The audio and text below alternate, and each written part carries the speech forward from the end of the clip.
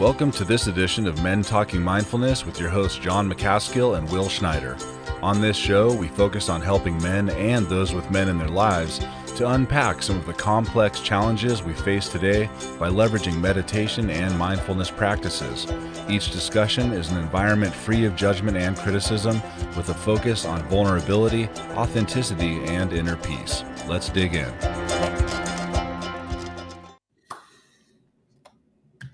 I'm really digging that new intro, man. I'm loving it. Me too. It's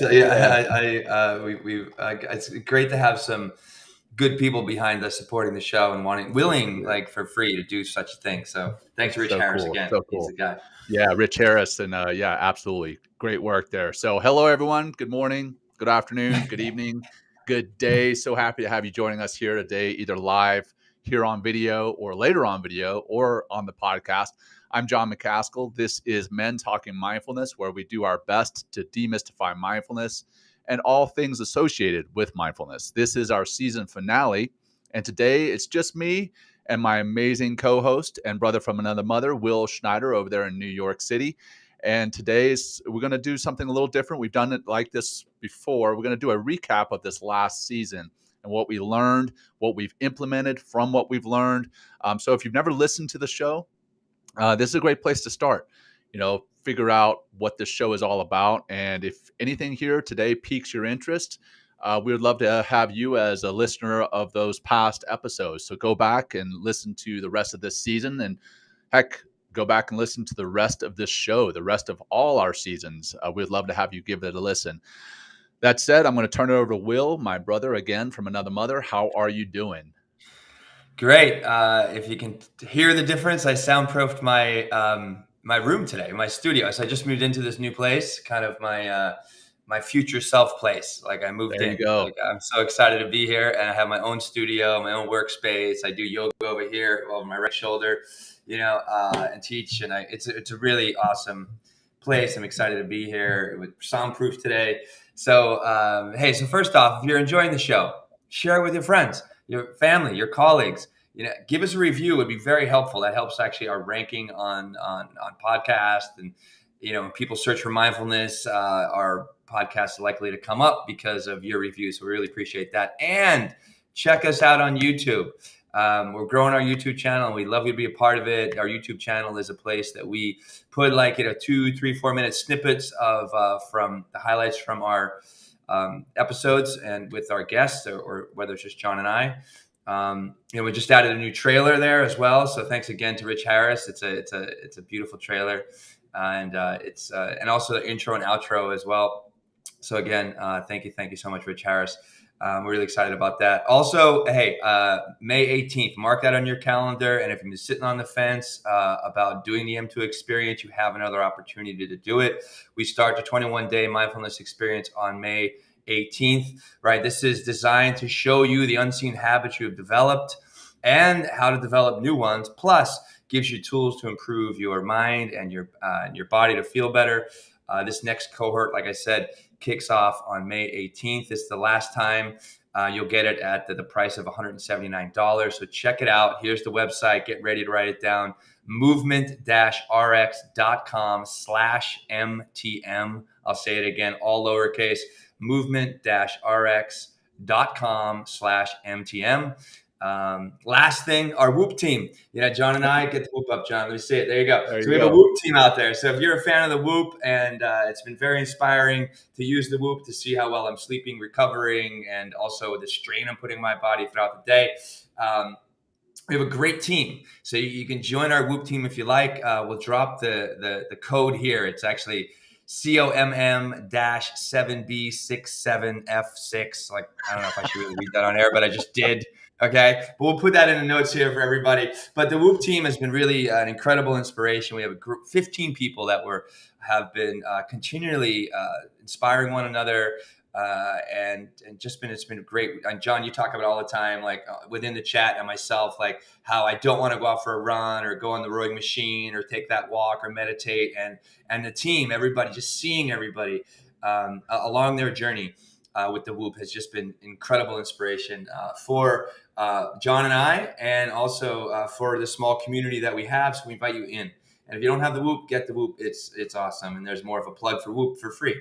So anyway, so coming up, we have a special episode on June 3rd. I'm going to be doing a 10-day silent Vipassana retreat. And this is my third time doing it. Last time I did it was 2017. So I'm going to go in next May 18th until the 29th of May.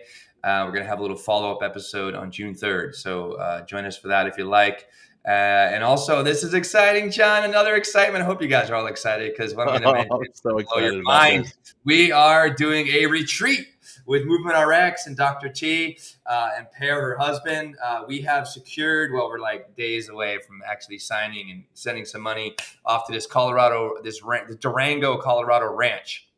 We can take up as many as like 15 or 16, 17 people. It's going to be mindfulness, movement, a lot of the things that we work with during the M2 experience. We're going to incorporate into this 3-night, 4-day retreat. It's beautiful. It's like, what does Doctor say? Doctor Rustic and rustic and swanky. So you want something that's rustic and swanky, and then the backdrop with mountains and beautiful fields, and we have an opportunity to horseback ride, fly fish, hike, do all sorts of fun shit together. Really excited. That's going to be September. Mark your calendar again. September 16th to the 19th. Information is coming out in the next couple of weeks.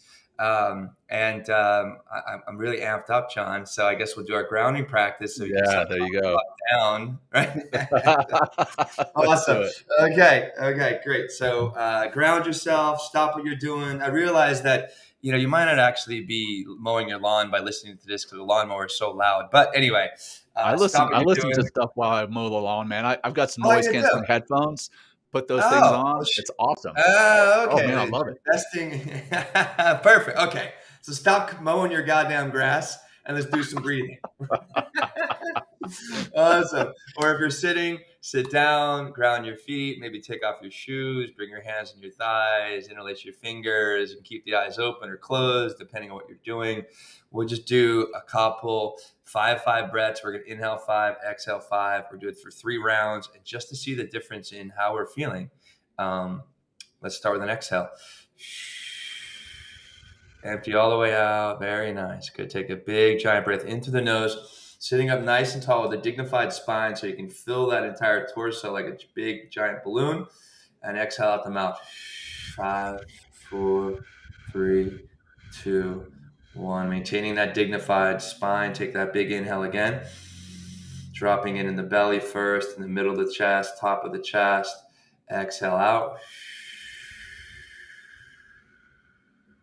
Big balloon inhale. Feel that expansion, that lift. Exhale out. Okay, we'll just do a couple more. Stay. Inhale 5. Exhale 5. Really smooth on an exhale. Sometimes I like to tell my students, create the quality of the exhale as in the experience that you want to have. So the more peaceful and smooth that exhale is, you're going to feel that experience in your being. One more time. Inhale, fill it up.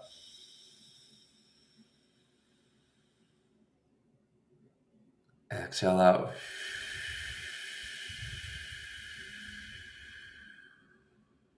Good. Feel how you're feeling. Maybe do these little micro movements. Open your chest, roll through your head a little bit. Maybe bring your arms above your head a little bit and toggle a little side to side. When you're ready, open those eyes of yours and let's come back to the show. John, it is great to be here. I don't know why I'm feeling so good right now. This is non-drug related, John. There's no body except a little tea and honey from the spring, man. Springtime is here. It's beautiful. It's starting to warm up here, even in Colorado Springs, and you're feeling those natural endorphins. So that's great, man. And what we're here to talk about today is, again, what we've learned, what we're started implementing for ourselves from what we learned. And you even mentioned one right there at the end of your grounding practice, those micro movements. And that is from Quench. There it is, the book that we read together. And we had Dr. Dana Cohen, one of the authors of that book, on this season to speak about staying hydrated and how important that is. And I've got my bag of chia seeds. This is not a bag of weed. This is a bag of chia seeds. We also Bullshit. talked about that in that episode. But those micro movements and how important they are to keep you hydrated. So I'm excited to get into this show and again share what we learned this season, how we've implemented those lessons, and then really just introduce those who may not have been listening through this season, or to review those lessons for those who have listened. Hey, like maybe something that you listened to in one of our first couple of episodes this season, you learned that, but then you've since forgotten that lesson. And this is to bring that lesson back to the front of your mind. And maybe you can start implementing those lessons in your own lives so that you can feel better. You can be more hydrated. You can sleep better. You can eat better food to change your mood, those types of things. So yeah, where do you want to start, man? How do you want to do this? Let's get into it. I don't know. How about this, John? What is the one thing, or maybe one thing that really from this season? Because what I really love about how we do things is we don't just talk. Like we're not just like a talking head. Like we practice, right? It's not just our daily meditation practice and the physical stuff that we do for ourselves, but we practice the things we learn here on the show, and all we read like 5 books this season or something like that for the show. So what's your big takeaway from this season, John, if you will? Well, I think it's hard to say one. I would say there's probably 2 or 3 really big takeaways. And I think the big ones are from having read Uma Naidu's book. I don't have the cover on this book anymore, but it's got This Is Your Brain on Food by Dr. Uma Naidu. And again, Quench by Dr. Dana Cohen and Gina Bria. In both those books, they talked about the positive effects of chia seeds. And I know that I'm sounding like a broken record here, but it's been pretty amazing what just adding chia seeds to my water and to my drinks through the day have done for my energy levels. So, it helps to keep you hydrated, but also offers you those omega-3 fatty acids that are so important to our brain health and overall health. So those are some that I've started implementing, and then cutting down on my sugar. I mean, I know we had Molly Carmel on last season, and we talked about how to break up with sugar. And I've definitely, I've got a sweet tooth. I've got a crazy sweet tooth. And I've definitely cut back significantly on my sugar because of what the sugar can do to how you feel physically, but also how you think. And Dr. Uma Naidu, in that episode, when we spoke with her, she talked about how, a soda, I don't drink a lot of soda, but I take in a lot of sugar still, or I did. The sugar in a soda, if you have one soda, it can increase your chance of depression by some radical amount. But then 2 sodas, which a lot of people in the States live on every day, at least 2 sodas, how that can increase your chance of depression by like 90% or something like that. I forget the exact number. I'm just kind of going off, but bottom line is it's really high, an increase in chance of depression, feeling depressed because of the sugar intake. So I would say the 2 big lessons that I've taken away are how chia seeds can help you feel better in staying hydrated, and the omega-3 fatty acids, and then decreased in sugar help to make me feel better, not just physically, but also mentally. What about you? Well, you kind of stole some of my chia seeds thunder there, John. It's Sorry, okay. man. It's all right. So one thing I've been Do you doing, have your bag of implementing. chia seeds sitting right there? No, dude, that's a bag of weed, John. I mean, let's be honest, dude. That's a fucking bag of weed. All right. If you're Right, listening to the Lindsay? episode, tune in on YouTube and see that it is in fact a bag of chia seeds. It's a fucking Ziploc bag like I used to have in fucking college, full of weed. Right? Just kidding. I'm just kidding. It's good. I'm laughing so hard the veins in my neck are starting to pop out.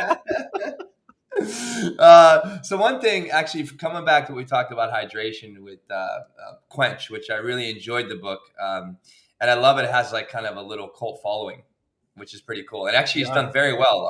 The live YouTube, or our YouTube full episode is like our 3rd place. It's in 3rd place on YouTube. So there's definitely a lot of value in that. The difference between bulk water and staying hydrated through foods. That was a big epiphany for me, because for a long time I was just going 3 liters of water a day, right? And just sorting it out. right? And there you go. That's the quench right there. Yeah, 8 liters, eight glasses a day is not the way, right? And I was doing 3 liters a day, which is probably more like 12 glasses of water a day or even more. So one thing I've been putting into my morning routine is a little sea salt in my water, right? And some lemon.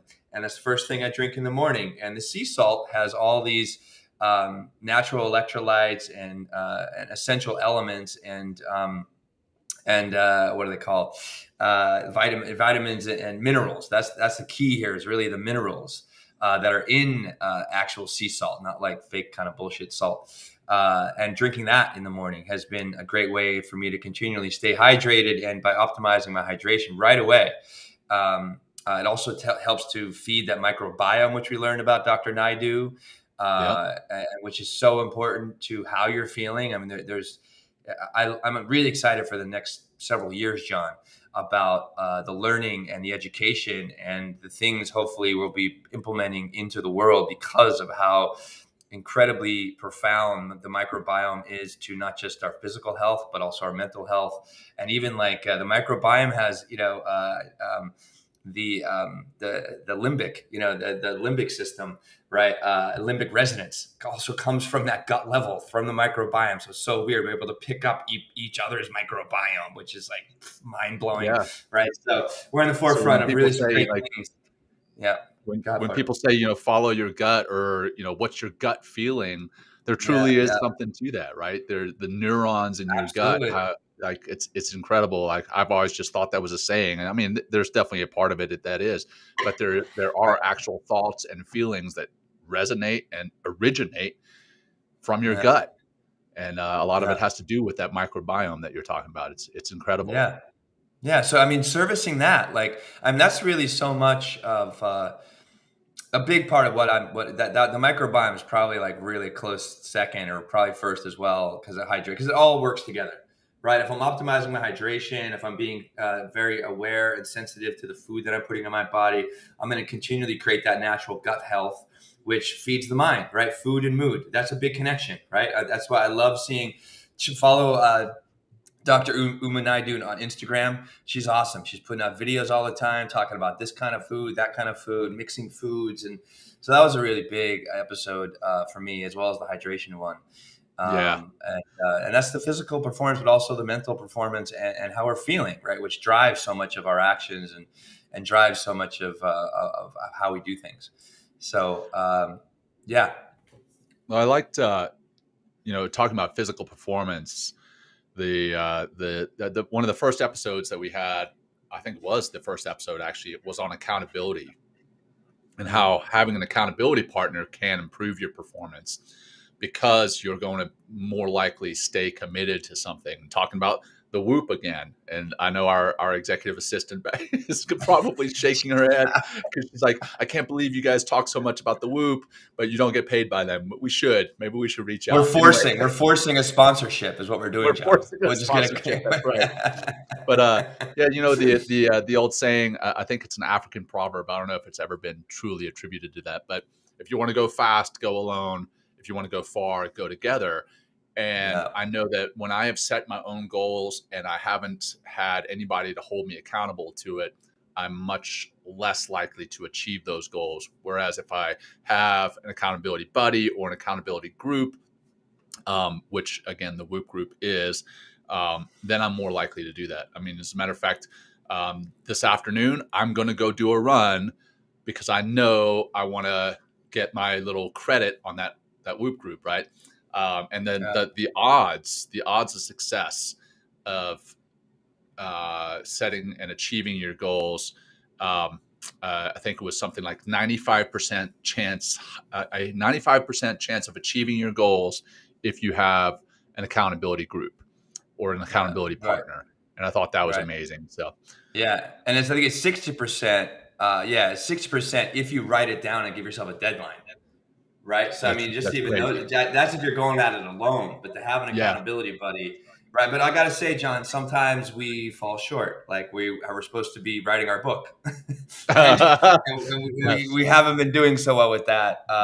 But I mean, and I don't know, like lots are going. I should be making excuses because it's terrible too, but it's coming. The book's coming. I blame the audience. I blame the audience here, Will. We asked you guys to hold us accountable, and nobody has asked us a question about that book. Actually, one person has. One person is, and it's Dr. Teresa Larson. She asked me last week. She said, "How's your book going?" And I was like, That's really good. Right. It's also the audience. We're going to put it on the audience again, John, because you guys are so demanding and want such great content from us that we have no choice but to do our work for you. So the book has been sacrificed for this time. Anyway, we love you, audience. We love you. We're going to scare our audience away. No, not at all. Not at all. Now they're going to bombard us. We love you. Fucking heckle us from our, from the what social else? media. What else have we learned and implemented in our lives, man? We had such a powerful season. We had, we had Dr. Seth Hickerson on. We had Uma Naidu, who we've already mentioned. We had the CEO and founder of Mindful Magazine, Brian Welch, and his book, Beautiful and Abundant. That was a fantastic episode. Yeah, let me just stop right there, John. We had that was one of he was a very, very, very impressive man. Was, I've learned from him one thing on that show. I mean, just from presentational standpoint, taking your time. If you go back and listen to that episode, right, there are moments where he will take 3 or 4 seconds before he answers.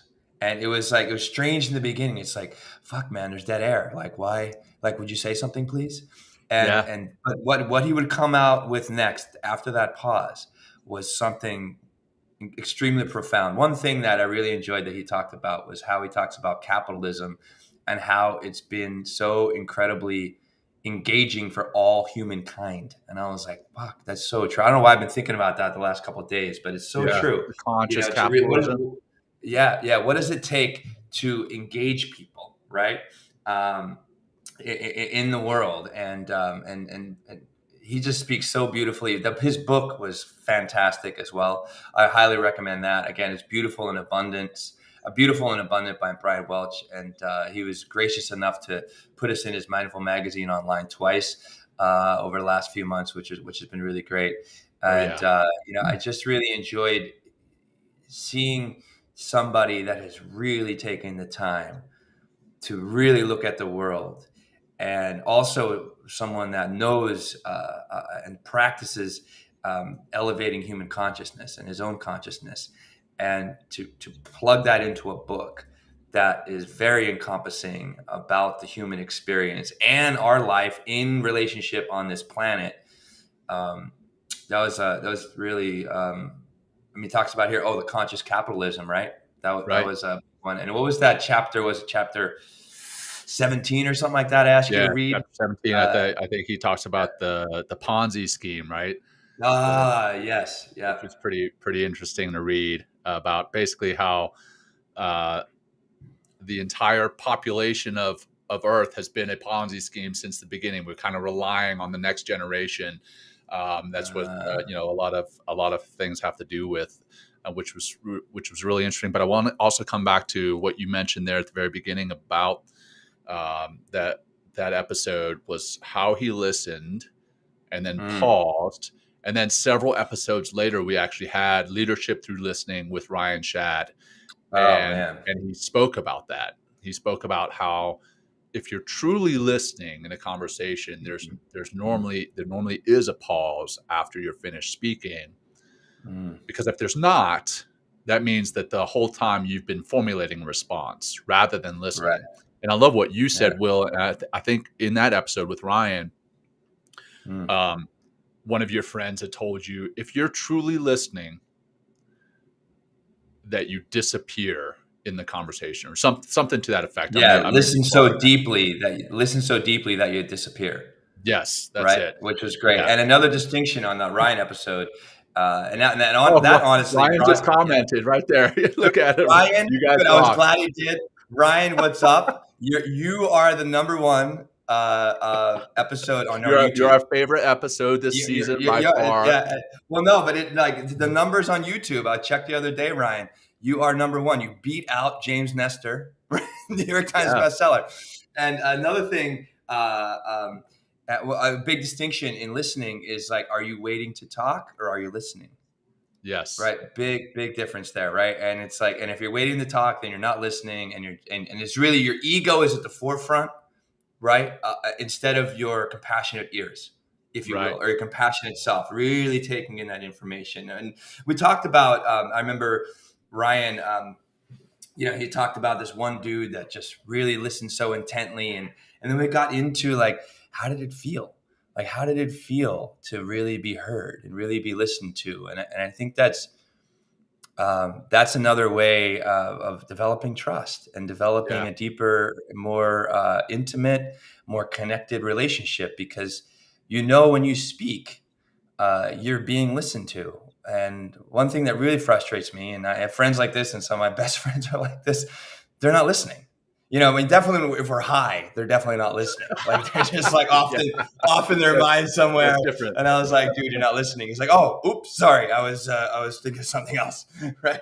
But on the flip side, when maybe when you're more sober, but even when I talk about weed, but really the value of listening and how that is also what the episode was, leadership through listening. Yeah. Leadership through listening. And how great leaders, right, really take the time to listen and not just bully everybody into the way that they think things should be done. Like, team.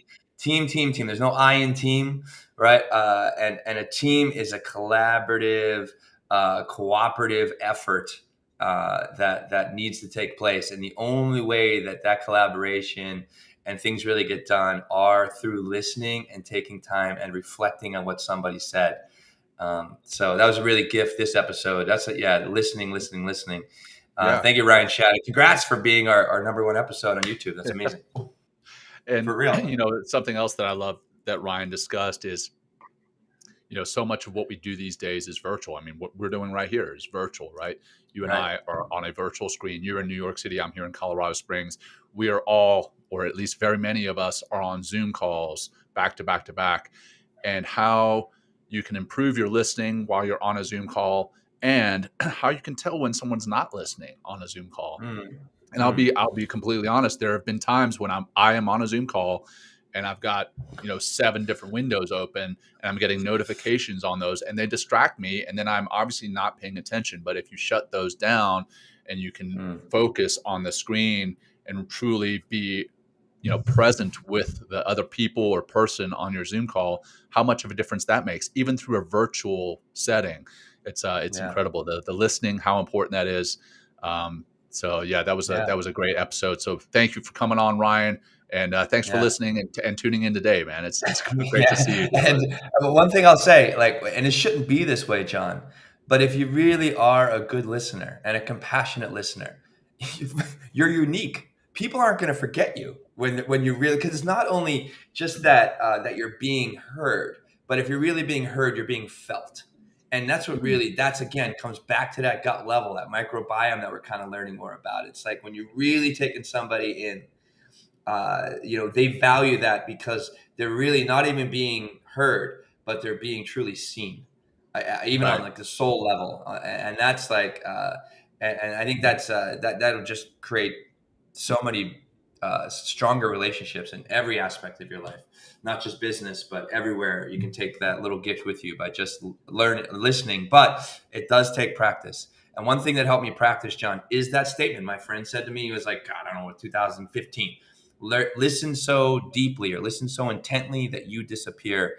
And I was like, fuck, like, what does that even mean? How do I even do that? And then instead of just it being a concept, I started putting it into my life. I started listening to people, and really taking them in.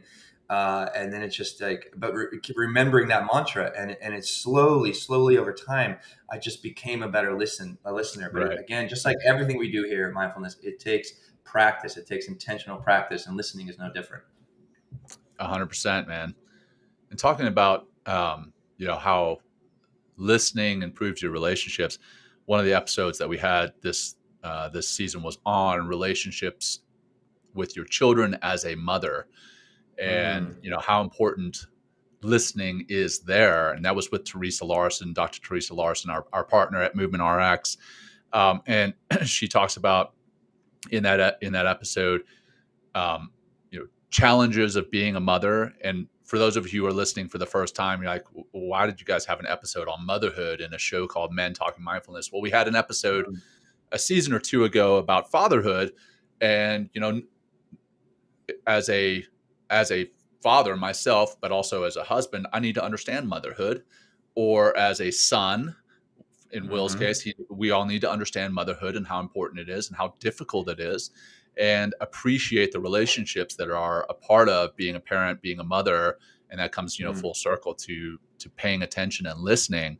So that was another really powerful episode. Actually, that was our one and only episode that we have done live together. And we the three of us sitting around a table in a recording studio. That was our first time, having Teresa, you, me in the same place at the same time is a pretty powerful episode. And I highly encourage not only the women who are listening to the show, but the fathers, the husbands, the sons who are listening to the show to go back and listen to that, to really develop an appreciation for motherhood. Yeah. And we also took time to honor our own mothers as well in that episode, which is really nice to do. And it felt really great. And it felt great, that episode. You can hear the different vibe that when we're all in the same studio together. And to kind of showcase Dr. Teresa Larson, as being a mother that's doing the best she can, but also just being an awesome badass woman that she is in this entrepreneurial space. And it was a lot of fun and something to learn. It's like I can only John, like I'm never gonna birth a child. So to really even talk about what that experience is like on that episode, I was like, wow. I mean, God bless women out there, because you make this all possible. For sure. Yeah. Well, I mean, we've all either have a mother or we've had a mother, so it's important to really appreciate that.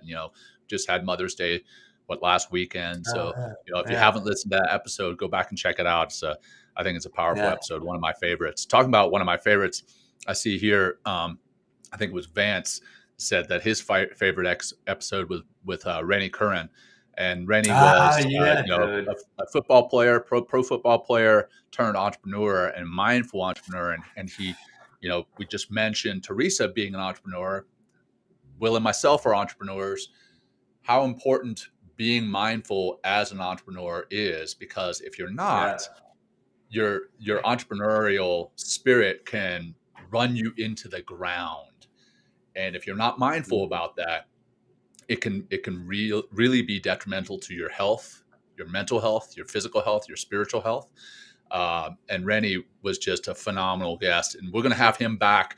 We started this series, the Masculinity 2.0 series, kind of as a sub-series of Men Talking Mindfulness. We're going to have Rennie come back to talk about masculinity, and I don't want to use the term toxic masculinity, but just use it. When I use it, I want to make sure that people understand, and I've said this before on the show, that masculinity in and of itself is not toxic. When you force any belief, whether that's masculinity, femininity, Christianity, Islam, Republican, Democrat, whatever you are forcing on someone, when you force it on someone, that's when it becomes toxic. That's at least that's what I believe as toxic masculinity. That's when you're forcing masculinity, your masculine beliefs on someone else. And Rennie was fantastic in just touching on that in that episode about how the masculine, that toxic masculine side of things can be really prevalent in the locker room of a sports team. And we're going to talk more about that, in that Masculinity 2.0 series. But Rennie, fantastic thing. And one of the really, the comment that he made was watching your thought diet, which really resonated with me. It was like, a lot of the time we have those negative thoughts through the day about others, about ourselves. And if we're not careful, if we're not watching that, thought diet, it can really turn us into a toxic person, again, for ourselves and for others. I went back and using the word toxic again. He talks about toxic ambition, right? And if Yeah. your ambition is to make 6 or 7 figures, just for the sake of making money and like showing the bling and living for the Joneses and and living for your Instagram, right? I mean, it's not going to work. I mean, what's important about the entrepreneurial spirit is if that spirit is connected to something greater than yourself. Right. That's the only. I mean, okay, yes, you can be out there, you can have a product that can sell very well, but if it is not contributing to the greater good of humanity, it will slowly destroy you. I'll make a bold statement because there's something about serving others that not only lights us up, like physically, biologically, neurochemically, our brain, by living in service to other people. Uh, that's where really the entrepreneurial spirit comes from, is doing something for the benefit of humankind. Right. Yeah. And we can say mankind in this show because it's men talking mindfulness, right? But it's for everybody, right? Humankind. But Humankind. yeah, so I went back actually today as I was waiting to park my car in New York, because you have to sit when this freaking street cleaner comes through, and you got to wait anyway. I had to wait, and I was like, oh, how am I going to research this show? So I went back and listened to a couple YouTube episodes, of clips that we have, and I was really incredibly impressed with Rennie, of how incredibly disciplined and tactical he is in his self-reflection, right? Very, very. I mean, he would just break down like what created success. He was like, just so a little history of Rennie. He was the Butkus Award finalist like 3 times, right, from the University of Georgia as a linebacker, and he's undersized too. I don't know how actually big he is, but undersized. So he had to have a really get even more tactical, instead of having all that size and that strength and that weight behind him. He had to really break down how to be a better football player and be a better linebacker. And he took that when instead of losing his identity, when he was no longer signed a contract, it was the Titans again. It's like, instead of being who am I? And if I'm not a football player, then I'm nobody, and then getting depressed and whatever, going down some drug path or alcohol path or whatever kind of path, and playing the victim in the world. He went back and reflected on, okay, what made me successful and great as a football player? And then what are the elements of that greatness and that success? And how do I begin to put that into my entrepreneurial pursuits? And I was like, damn. And Yeah, and I like. that's where you started talking about that toxic ambition. Yeah. Right. Well, also, you hit on something there that for our listeners who may be veterans or soon to be transitioning service members, there's a lot of parallels between what Randy talks about as a transitioning athlete, professional athlete, as we experience as veterans or soon to be transitioning service members, is we pin a lot of our identity in that uniform or on that particular job. He was a football player and he was defining himself as a football player, but then when he was no longer a pro football player, who was he? What was he?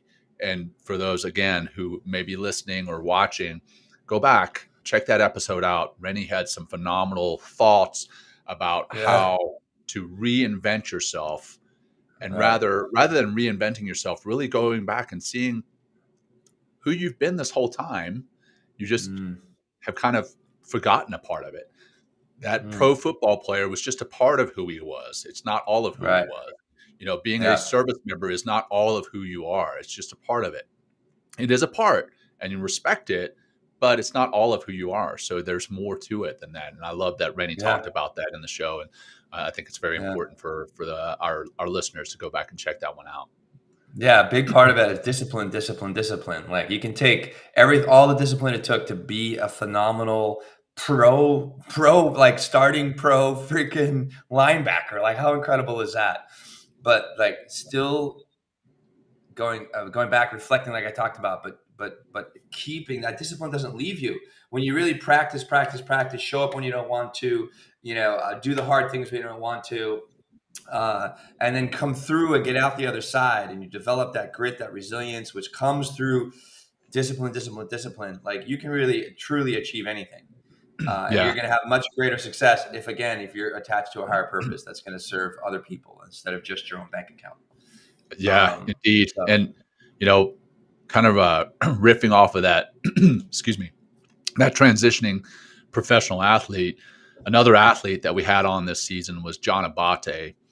And John oh wow, yeah, was on the verge of becoming a potential professional cyclist. Lived in San Diego at the and was on a bike ride and was hit by a car, and that car did a hit and run, left him. He ended up in the hospital. Woke up a few days later, really badly hurt, and he had a whole bunch of his friends there. And these friends were, there to offer support, but also they were there to say, "Hey, you know what? What are we going to do to find this person that hit you?" And John could have sat there and wallowed in his misery about, "Oh, woe is me. I'm most likely not going to be a pro cyclist now. Woe is me. What's the next step in my life?" And he could have also wallowed in anger at this person that hit him in the car and then fled the scene. But what did he do? Instead of doing that, he's like, "You know what? We don't need to search for that person. Let's forgive that person." And I mean, the power of forgiveness, he talks about the power of forgiveness and how so many of us walk around holding a grudge against someone or even against ourselves for something that we may have done, and how forgiving allows us to let that load go, drop that load, and how that actually is more powerful for the person forgiving than for the person being forgiven. It was, John was a phenomenal guest. He's a mindfulness-based stress reduction coach now, and he goes out and talks about, giving yourself a break through personal forgiveness. Yeah, that was awesome. He's just fantastic. He was no, I really. He was another guy. I mean, just something about John. Meditating, doing these practices, taking your time, and he would another guy. We would talk, and he would just take a pause and really absorb what we said, really begin to come up with the words he's going to say, and then boom, came out. Like another guy was very impressive. You can just see his calm presence because he's really done the work with MBSR. And MBSR,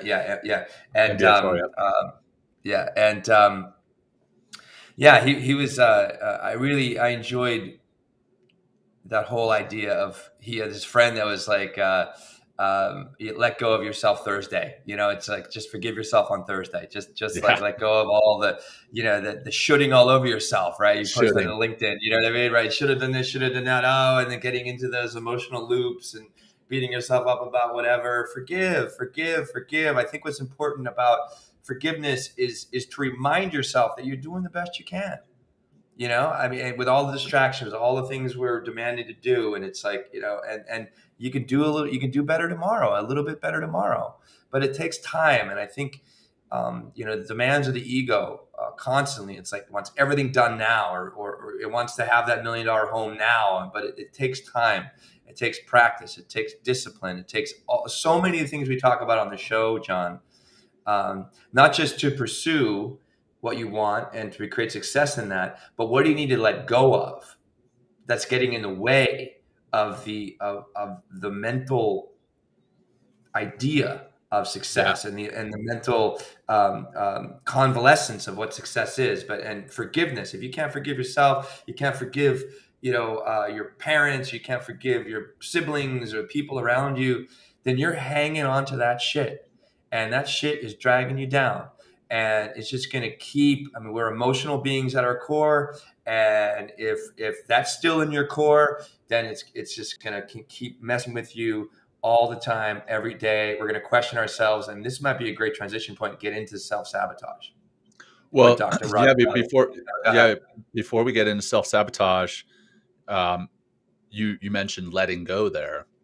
And letting go was a big part of our conversation with Nick Gregoriadis.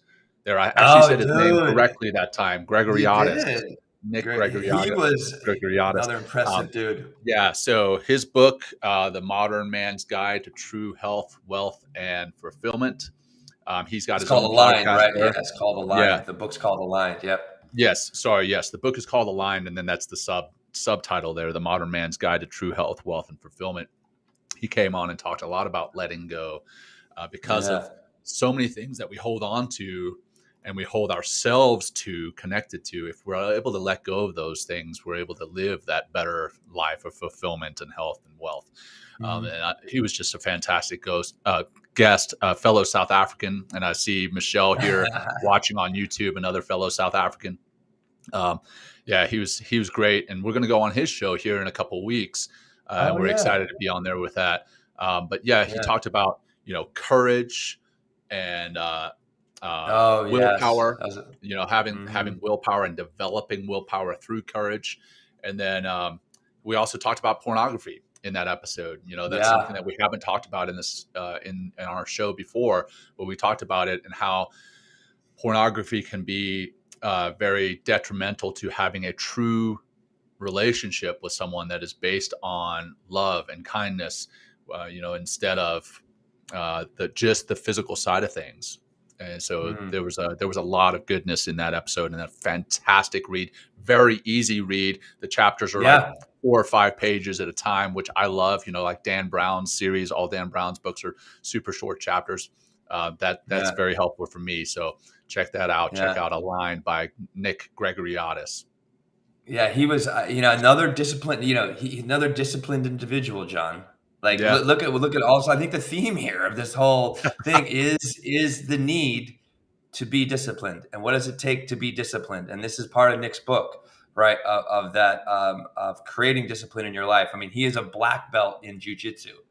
That's no small feat. And it's taken, and he's a coach on that too, and helps a lot of men and obviously people in jiu-jitsu as well. He has his act together for sure. It was really, I had something in my mind I wanted to talk to about in particular. Psychedelics. But I think it was the psychedelics we talked about too with him. I mean, John and I, the end of last season, we had a chance to meet first time in Costa Rica and did a psilocybin psychedelic. Nick just kind of backs up, Coach Nick G. Just kind of backs up what our experience was and how psychedelics has had a profound shift in who he is, how he does things, how he absorbs life, the things that he does, because those psychedelics could really show you the truth of who you can be and the truth of what's getting in your way to access that potential of who you can be. And he was like, and I think really we started that episode with him, John, all about courage. And it takes balls. It takes being bold. It takes saying no to all of the habits and the influences that are around you that are trying to pull you away from aspiring to that great individual. And he has a great courage formula. And without it, a lot of the things that you want to pursue that require the discipline that's needed, it's going to be tough to get there without being courageous and stepping into the arena of who you can be. And the arena isn't all fun. It's definitely not all fucking fun, right? No way. But it's so worthy when you find that higher pursuit we talked about in that servant leadership role. You just go along for this ride, John, and we've been experiencing that ride for now. This is our end of 4th season, and it's been incredible. It's been incredible working with you, John, continually. I love you so much, so deeply as a brother, as a collaborator on Men Talking Mindfulness. And we really are continually doing the great things by aspiring to how can we help more men, how can we help more people with what we know about mindfulness. So absolutely. Back at you, brother. I love you deeply, deeply, man. I love you like a brother. So, I don't say that about everyone. So we're Same, gonna John. Same. have a quick love fest, real quick. Virtual Man, love hug, you, bro. John. There you go, virtual hug. So, Oh, but I wanted to, I wanted to jump on, two things there that tie to another episode, actually tied to another guest in our series. One was discipline, which tied to Jai Sugrim, who we had on, but we also immediately followed that episode with going on his show to talk about psychedelics. yeah. So, a quick plug for Jai and his show, Jai Sugrim.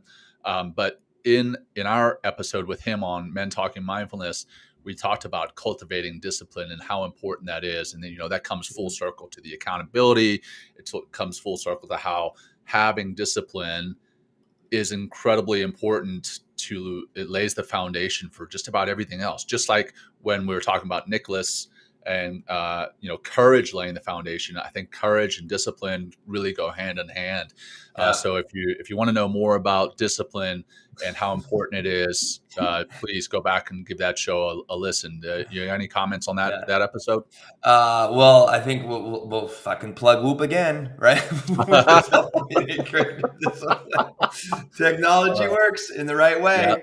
Yeah. But I think one thing that really, really was a big takeaway, and Jai is a friend of mine. He's been a friend of mine for like the last 6 or 7 years as a fellow yoga teacher and healer here in the city. And great dude. He's done the work. He's been teaching for 26 years. I mean, he has a great actual, if you're, I think it starts next week. He has a whole biohacking thing he's doing, CBD. So if you're interested in kind of getting a little on a deeper level and maybe eradicating some of the things that are getting in the way and cultivating and having more of a accessing discipline, go check out his challenge. Is coming up very soon. And I think that the whole thing for me, John, is discipline helps to foster trust. Obviously, trust in yourself, because if I know that, and I've proven to myself time and time again that I'm saying I'm going to wake up at 5:30 in the morning and do X, Y, and Z, and I keep doing it. Oh, I get to trust myself. But also because of that trust and because of that, building that foundation of discipline, which is also a trusting relationship with yourself, I'm more easily to forgive myself when I fall short. It's like, well, I hit it, it's okay if I sleep in an extra hour today instead of getting up and running. Like if I need sleep, I take my sleep. And that was a big, and also it's not even just self-trust. It's like by being disciplined, you create trust in your relationships as well. Because you know that the person you're dealing with, if the person says they're going to do something, they're going to do it. So that was a big, nice takeaway from that episode as well. Yeah. Yeah. And then, the last two kind of things or last two episodes that I want to reference. One is tied to discipline, and it's the financial, alleviating financial stress and how important being disciplined with your finances is in alleviating your financial stress. We had EJ Long, who's also a friend of Will's, who runs his Long Financial Group. We talked about how important discipline is in that. And the last episode that I want to talk about is having Dr. Rob Kelly back on. We had him on, I want to say last season, but this time we had him on to talk about self-sabotage. And that comes back, Rennie Curran's thought diet. It's all tied together. I mean, there's so many similarities in what it is we talk about in these shows that so many of our episodes are tied together. But the thought diet, that negative thoughts that we tell ourselves, and how we can self-sabotage there. So Dr. Rob Kelly, also always a phenomenal guest. We love having him on the show. Yeah, he is great. Just like Rennie, he has some of the best one-liners that I've ever heard. Like very inspirational. One is like, hey, if you show me your friends, I'll show you your future. And so true. If you're hanging around with trash, shitty people that are negative, people that are living with like a badge of honor, the victimhood, then you're just going to be a victim like them, regardless of whatever the pursuit of your victimhood is. It doesn't matter, right? It's still, that victimhood is extremely self-sabotaging. It's going to shut down all your dreams because it's shutting down your mind. It's continuing because you're living in the feelings of like, of I'm unworthy, or I'm a victim of this, that, or the other thing. And I understand, hey, he also talks about trauma in this episode, and there's a lot of shitty things that have happened to a lot of people in general. All people are good at their core, um, uh, um, and trauma could be very deep. It could come from places that are when very young, like very, very young age. And also, Dr. Rob Kelly, he was an alcoholic, like for fucking Big years, a time. long time. And Also maybe big time. homeless, lost his family. Yeah, exactly. I mean, his book is really an eye opener. But Daddy, Please Stop Drinking is the name of his book. Like, really open. If you're struggling with addiction, his book was very inspiring and very honest and very authentic. Rob Kelly, and for really who he is. He's so authentic and believes so deeply in what it is he's teaching. On our episodes, on both episodes that we've had him on, he gives out his personal cell phone number and challenges you that if what he teaches doesn't help you, I want to say he's going to give you some amount of money. I forget exactly what it was. Well, no, money back guaranteed. Money if back you guaranteed. Work with him That's and it what doesn't work, right? And he'll take a 10-minute phone call with you. If you text him, I don't know, I forget that number. Maybe Lindsay can pop it in the feed here. Put it in the notes if she wants, maybe but later. And he'll take a call with you, and he can really change your mindset. He's saying, and I imagine he can, because he's a really powerful individual. Because he's not just talking to talk; he's walk the walk.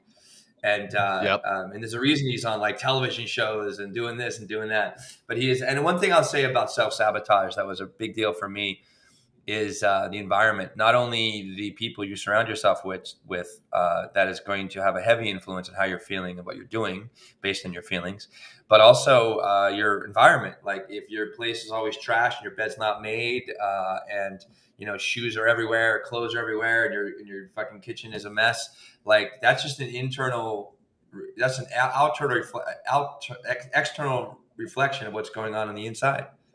Right. And if you start cleaning up and making your bed like every morning and doing all the dishes before you go to bed and having a nice clean and organized space, it's going to make an effect in your mind, and you're going to be less likely to adhere and listen to those self-sabotaging voices in your head.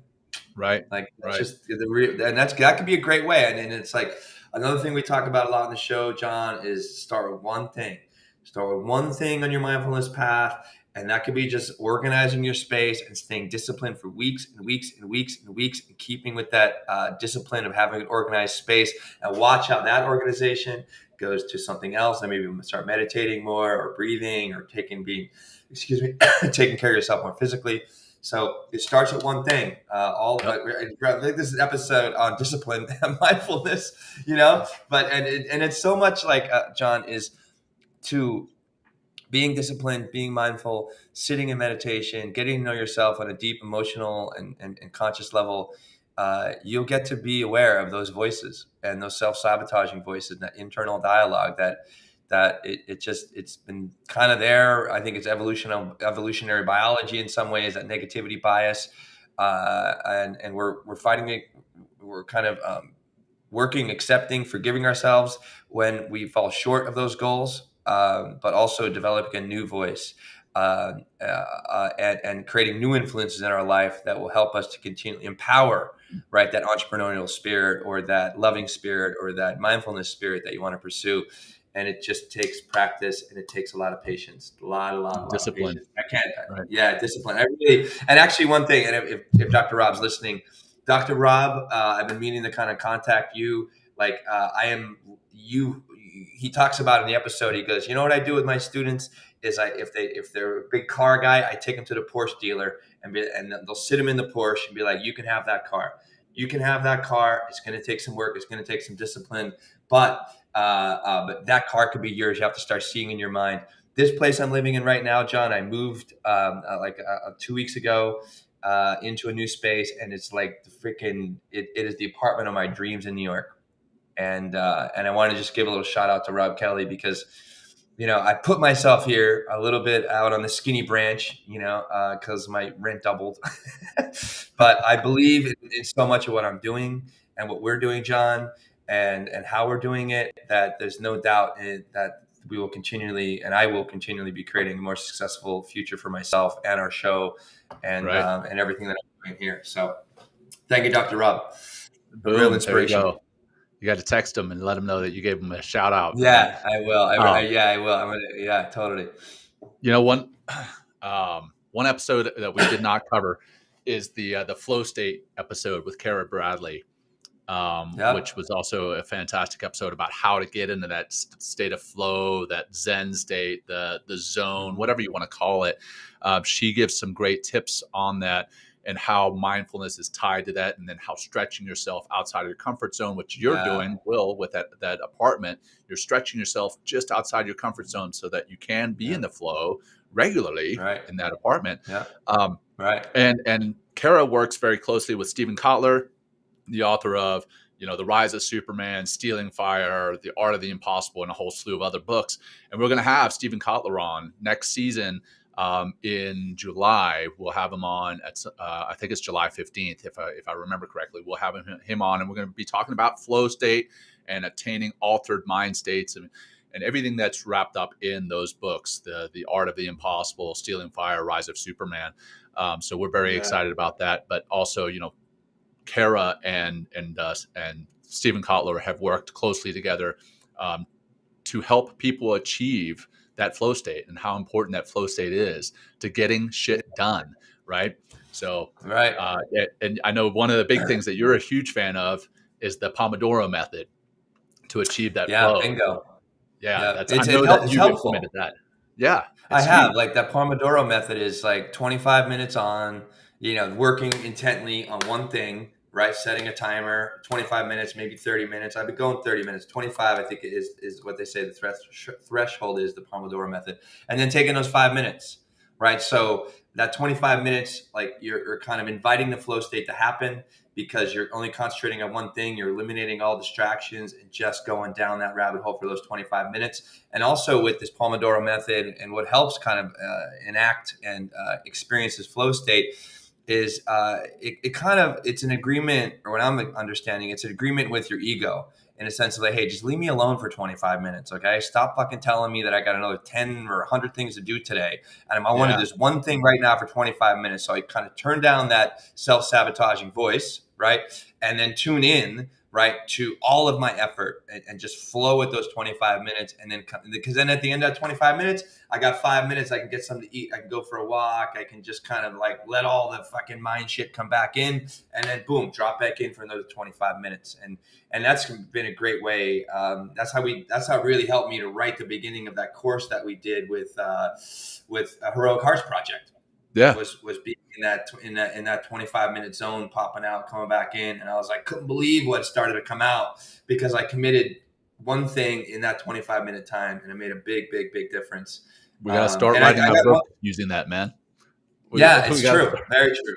Very true. One thing I'll say about flow state with this, it's like, that's going to be very challenging if you don't meditate, or you don't have some sort of discipline where you sit with yourself and reflect. Because what meditation is going to help you do is it's going to help you understand that things get in the way of flow, right? Fighting the current, right? If you can't flow if you fight the current, right? You got to flow down the rivers of life.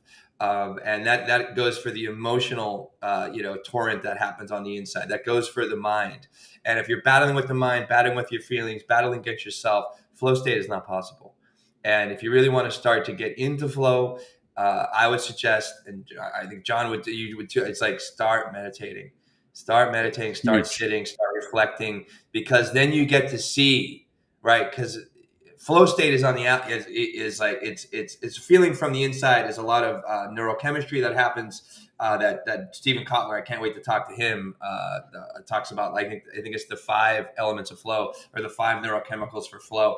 But without sitting and getting quiet, especially when things are turbulent and feels like nothing is working, we'll have a greater opportunity to experience flow, right, in the world, in our entrepreneurial pursuits, or whatever you want to do out there in the world, by taking time and understanding yourself on a deeper level, for sure. 100%. Yeah. So, all that to say that we had an awesome season. It was, 2 episodes shorter than our typical season, but we're cutting it a little bit short so Will can go on this Vipassana retreat, and we're going to have some treats. Talking about treats, we're going to have some treats for you in between now and next season to include a special episode to discuss that Vipassana retreat. We're also going to be releasing some newfound stuff, or I guess refound stuff that Will released quite a while ago, and we dug it back up, and we're going to be releasing that as part of the podcast. So check that out. And I think unless you got anything else, we'll jump into our grounding practice, man. Yeah, I think there's just I want to say just give another shout out back to EJ Long, FG.com. He's actually sponsored the show, so he gave us money to not just to come on the show, but so I just want to really give a shout out to another friend of mine, EJ Long, great guy. And I really appreciated his episode on alleviating financial stress and what it does. And again, starting habits and creating discipline around finances. Great episode. Like if your finances have been all over the place, this and that, take a listen. I even clipped yesterday and released a YouTube clip about what it takes to be financially responsible and what that can look like and how that can help alleviate a tremendous amount of stress by taking care of your finances and being like on point with those. And the other one we didn't talk about from a cultural and a social point of view, John, is that masculinity contest culture, which was something that came from the Harvard Business Review. They wrote a paper a long time ago that I've been wanting to bring onto the show that I think was one of our listeners tipped us off onto this show, and it was really great episode about, and I think this is why we're going to have Rennie come back to talk about, and I think it'd be great to have a conversation in season 5 about the masculinity contest culture in the military, especially in the SEALs. I mean, at that high level, and then also in the locker room at that high level. And we even talk on that episode about competition is healthy, but how do you go about competing? And if you're pushing others down and shaming other people and shaming other men or just trying to be vainglorious, that's the word I learned, right? Vainglorious, right. Which is just being overly prideful and arrogant and not considering and giving a fuck about anybody else except yourself, and you being seen as like the alpha, the super omega alpha, not going to work. And I really enjoyed finally getting to that conversation this season.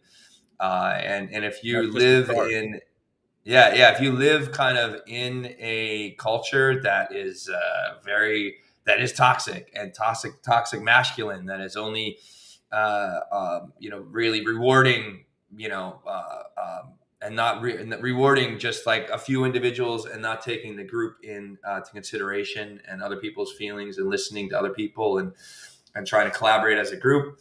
There is a way out. And if you have a more symbiotic and collaborative and more heartfelt way that you're organizing as a business, your bottom line will improve. And maybe go back and listen to Ryan Shad's episode on listening, which is definitely not a masculinity contest culture. So I just want to put that out there as well, John. No, that's a great one. And again, we'll have Rennie on next season. We'll have Chad McGeehee, who's a coach with University of Wisconsin, to talk about that, because it is important to understand how that masculine contest culture can actually be detrimental to your business. Yeah. So take a listen if you're a business person. Take a listen to that. Right on, man. Well, man, I've thoroughly enjoyed this season, Will. I've loved working with you as always. I love having all our guests on. They've been phenomenal guests. Thank you to our guests. Thank you to you as our audience, our listeners, our watchers, for helping to make Men Talking Mindfulness a success. We very much appreciate you all for your part in this whole, I don't know what journey. We call it. This journey. There we go. It's a journey, man. It is a journey, 100%. So I'm gonna wrap it up with our final closing practice of the season. Whew. And yeah, man, I can't believe it's the end of another season already, but here we are. So if you're listening, go ahead and get into that comfortable and safe position, whatever that looks like and feels like for you. And let's just be quiet. Let's just be quiet together for 1 minute. Just pay attention to what it is you're feeling and experiencing without any judgment for 1 minute together before we bring this season to a close. Here we go.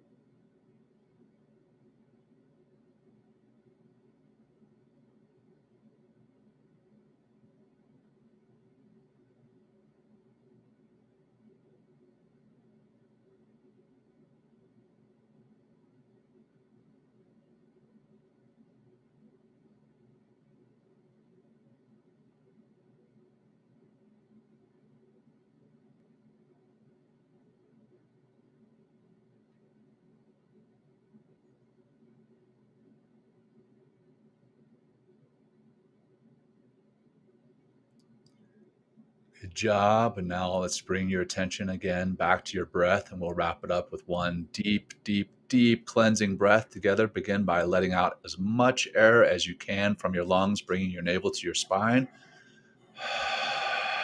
Empty, empty, empty. Deep breath in. Filling, filling, filling. Holding at the top. And relax, letting it go nice and slow. Slow, slow. Bring those micro movements back into your body. Hydrate your body with that movement.